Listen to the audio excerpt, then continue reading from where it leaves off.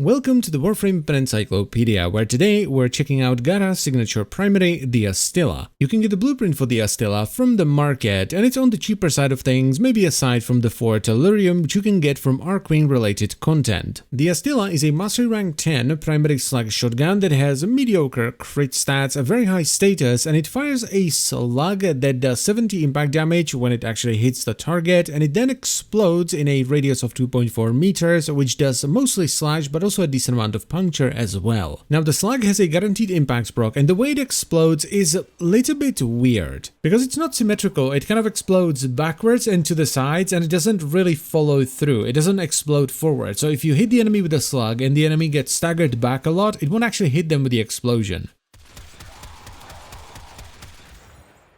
Now the explosion does cause self-stagger, but the stagger radius is very small, so it's almost impossible to stagger yourself when shooting the terrain, but if a melee enemy gets right in your face and you shoot them at that very moment, you will get staggered. Now the weapon also comes with a forced impact proc on the slug, which is why I talked about the explosion working the way it does, because every time you hit the enemy directly with the slug, you will stagger them via an impact proc. And this can sometimes, it doesn't happen very often, stagger the enemy out of the explosion. As far as the build is concerned, I think the hybrid setup is just about worth it, though it does require more forma than a pure status build. And I think it's definitely worth building more towards the explosion rather than trying to rely on the combined damage of the two, which is why I'm running Sweeping Serration to boost the slash numbers on the explosion so that slash is much more likely to proc than Viro and Puncture. Now if you don't want to invest too much into the weapon and you don't want to add that extra crit, you can run something like this instead, which is pure status that replaces the crit mods with Chilling Reload for faster reload and more Viro damage, and Vigilante Armaments for more multi-shot. Both of these builds will take you up to about level 80-ish, at which point the damage kind of starts to fall off, and the heavier units will take far too many shots and you will run out of ammo. The single target damage here is solid, and it's actually pretty reliable as well, because even though yes, you can stagger your primary target out of the range of the explosion, it happens like once in every 200 shots. Where this weapon really shines though is in AoE, because you're constantly spraying glass everywhere.